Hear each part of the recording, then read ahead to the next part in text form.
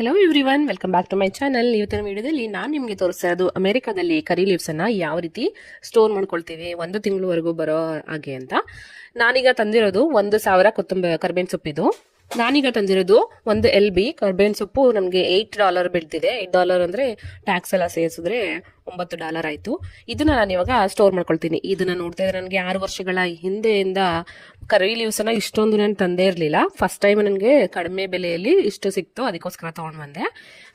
ನನಗೆ ಇದು ನೋಡಿದ ತಕ್ಷಣ ನನಗೆ ನೆನಪಾಗಿದ್ದು ನಮ್ಮ ತಂದೆಯವರು. ನಾನು 6 ವರ್ಷದ ನಂತರ ನಾನು ಇಂಡಿಯಾಗೆ ಹೋದಾಗ ಮನೆ ಹತ್ರ ಕರಿಬೇವಿನ ಸೊಪ್ಪನ್ನ ತಗೊಂಡ್ ಬಂದು ಅವರೇನೆ ಮರದಲ್ಲಿ ಕಟ್ ಮಾಡ್ಕೊಂಡು ಬಂದು ಅದನ್ನ ಚೆನ್ನಾಗಿ ಕ್ಲೀನ್ ಮಾಡಿ ತೊಳೆದು ಒಣಗಿಸಿ ಅದನ್ನ ಪೌಡರ್ ತರ ಮಾಡಿ ನಾನು ಬರ್ಬೇಕಾದ್ರೆ ನನಗೆ ಪ್ಯಾಕ್ ಮಾಡಿ ಕೊಟ್ಟಿದ್ರು.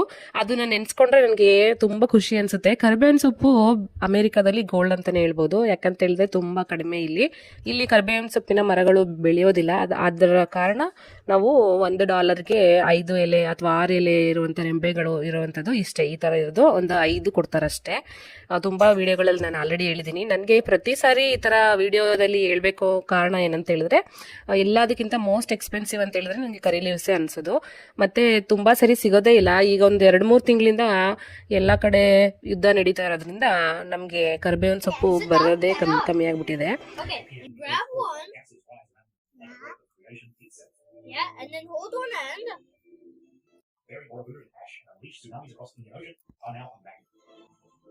You can't do it. Just try it. What? Copy me. I can't do it. What? Find beauty in the heart of destruction. I just do this. Is not just to explore its islands.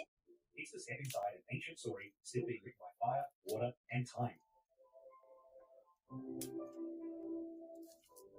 And if you think Indonesia defined sorry, little leaf. కింద పరేసాను. Check on the screen now to see how Slovenia mastered Mother Nature. No, watch. If you're doing it, you have to hold it over and then do it. If you do that, you rip the leaves and then they won't look good, right? Yeah. No, I'm pulling. Hey, you want my hand? You want my hand? You want my hand? Perfect.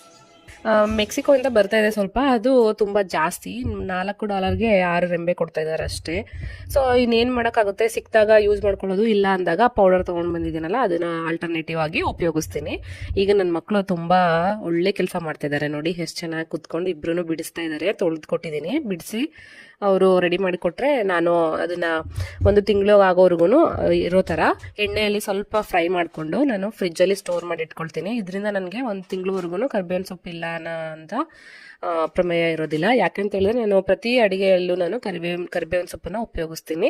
ನೀವು ಕೂಡ ಕರಿಬೇವಿನ ಸೊಪ್ಪನ್ನ ಉಪಯೋಗಿಸ್ತೀರಾ? ನಾನು normal ಆಗಿ ಬೆಂಗಳೂರಲ್ಲಿದ್ದಾಗ ಏನಾದ್ರು ತರಕಾರಿ ತಗೊಂಡ್ರೆ ತುಂಬಾ ಸರಿ ಹಾಗೇನೆ ಕರಿಬೇವಿನ ಸೊಪ್ಪು ಫ್ರೀಯಾಗಿ ಕೊಡ್ತಾ ಇದ್ರು. ಇಲ್ಲಿ ನೀನು ಎಷ್ಟೇ ತರಕಾರಿ ತಗೊಂಡ್ರು ಫ್ರೀಯಾಗಿ ಕೊಡಲ್ಲ. ಕಾರಣ ಎಷ್ಟೇ, ಇದು ಕೂಡ ಒಂದು ಚಿನ್ನದ ರೇಟ್ ಅಂತಾನೆ ಹೇಳ್ಬೋದು. 1 kg ಕರಿಬೇವಿನ ಸೊಪ್ಪಿಗೆ ಆಲ್ಮೋಸ್ಟ್ ಒಂದು 7,000-8,000 ಕೊಟ್ಟು ನಾವು ತಗೊಳ್ತೀವಿ. ಗೋಲ್ಡ್ಗೂ ಕರಿಬೇವಿನ ಸೊಪ್ಪಿಗೂ ವ್ಯತ್ಯಾಸ ಇಲ್ಲ ಅಂತಾನೆ ಹೇಳ್ಬೋದು. ನಿಮ್ಗೆ ಯಾರಾದ್ರೂ ಅಮೆರಿಕಾದಲ್ಲಿ ಕರಿಬೇವಿನ ಸೊಪ್ಪು ಪರ್ಚೇಸ್ ಮಾಡೋರಿಗೇನೆ ಗೊತ್ತಿರುತ್ತೆ ಯಾವ ರೀತಿ ಕಾಸ್ಟ್ ಇರುತ್ತೆ ಅಂತ. ನಾರ್ಮಲ್ ಆಗಿ ಪ್ಯಾಕೆಟ್ ಅಲ್ಲಿ 4 ಗ್ರಾಮ್ ಇರುತ್ತೆ ಅಷ್ಟೇ. 4 ಗ್ರಾಮ್ಗೆ $1 ಕೊಟ್ಟು ನಾವು ತಗೊಳ್ತೀವಿ. ಈಗ ಅದನ್ನ ನನ್ನ ಮಗ ಲಿವಿಯೋ ಇಬ್ರು ಬಿಡಿಸಿ ಕೊಟ್ರು. ಕಂಪ್ಲೀಟ್ ಆಗಿ ವಾಶ್ ಮಾಡಿರುವಂತ ಕರಿಬೇವಿನ ಸೊಪ್ಪನ್ನ ಸ್ವಲ್ಪ ಎಣ್ಣೆ ಹಾಕಿ, ಮಾಯಿಶ್ಚರ್ ಇರುತ್ತೆ ಇದರಲ್ಲಿ, ನೀರಿನ ಅಂಶ ಕೂಡ ಇರುತ್ತೆ. ನಾನು ಎಲ್ಲ ಡ್ರೈ ಮಾಡಲ್ಲ ಜಾಸ್ತಿ, ಸ್ವಲ್ಪ ಮಾಯಿಶ್ಚರ್ ಆಗಿ ಇಟ್ಕೊಳ್ತೀನಿ. ಯಾಕಂತ ಹೇಳಿದ್ರೆ 1 ತಿಂಗಳವರೆಗೂ ಬರ್ಬೇಕಲ್ವಾ.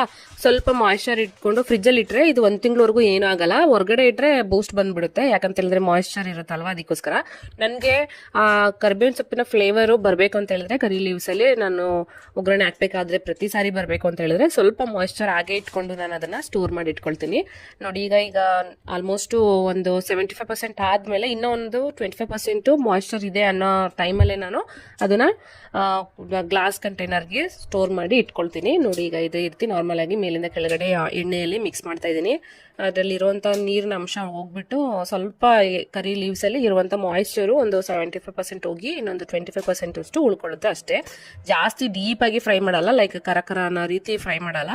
ಒಂದು ಸ್ವಲ್ಪ ಮಾಯಿಶ್ಚರ್ ಇರುವಾಗಲೇ ಇಟ್ಕೊಳ್ತೀನಿ. ನೆಕ್ಸ್ಟ್ ನಾನು ಕರಿ ಲೀವ್ಸ್ ಒಗ್ಗರಣೆಯಲ್ಲಿ ಫ್ರೈ ಮಾಡ್ತೀನಿ ನೋಡಿ. ಆವಾಗ 100% ಕಂಪ್ಲೀಟ್ ಆಗಿ ಫ್ರೈ ಮಾಡ್ತೀನಿ. ಆವಾಗ ಅದು ಬ್ರೇಕ್ ಆಗುತ್ತೆ ನೋಡಿ. ಒಂದು ಎಲೆನ ಬಿಟ್ಬಿಟ್ಟಿದ್ದಾರೆ ಇವರು.